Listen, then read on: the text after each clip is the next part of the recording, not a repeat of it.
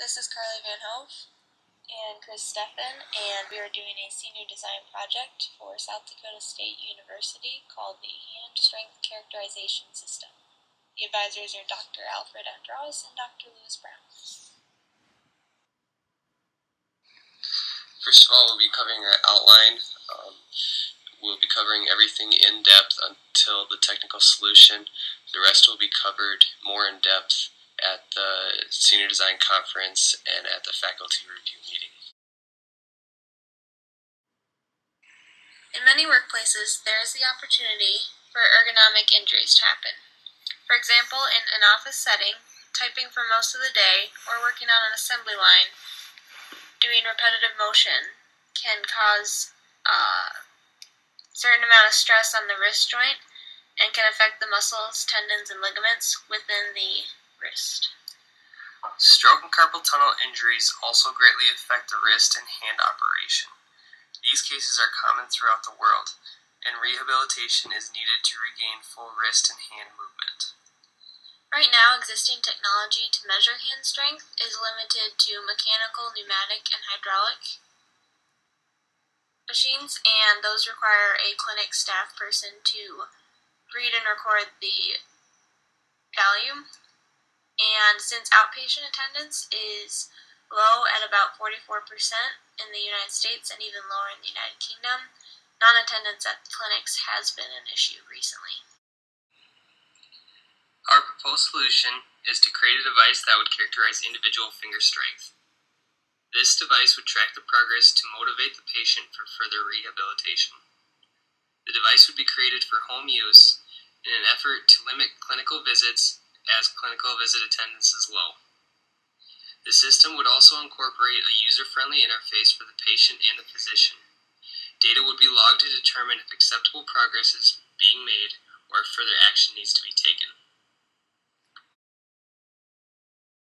So the objectives of this project are to measure the individual strength of the phalanges by measuring at the distal and proximal phalanx, including the palm and the thumb.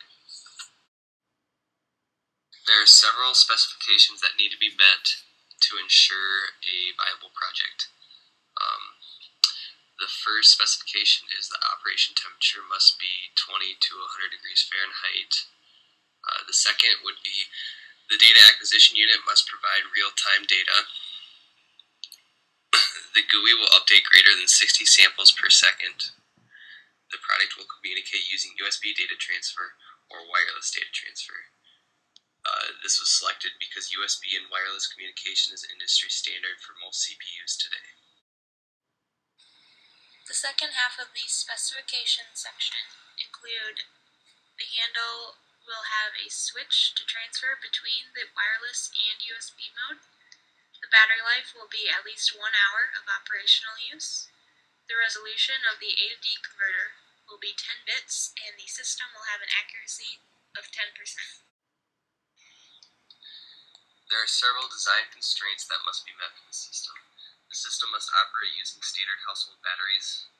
The system must be able to be disassembled for troubleshooting, and the handle must be a minimum of 43 millimeters in diameter and 105 millimeters in height.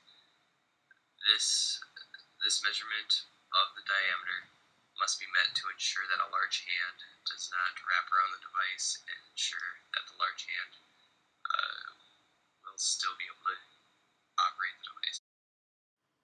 The second half of the design constraints include that the product will operate at 3.3 volts. The handle will have a maximum weight of 5 pounds. This is to ensure that the patients who have reduced strength will still be able to use the device. The device will use a resistor divider of less than 3 kiloohms. The system must include a user-friendly user interface for patient and physician use, and the system must not put the operator at any risk for injury during normal operation. For example, all the force-sensing resistor leads will be within the handle to prevent electrical shock. Now the technical solution will be covered. An array of force-sensing resistors will be used to gather the raw data. An A to D converter of a microcontroller will be used to gather the raw data from the array of sensors. Communication to the PC via USB or wireless communication will then be made. The data will then be processed and analyzed within MATLAB to convert the raw data to usable force data.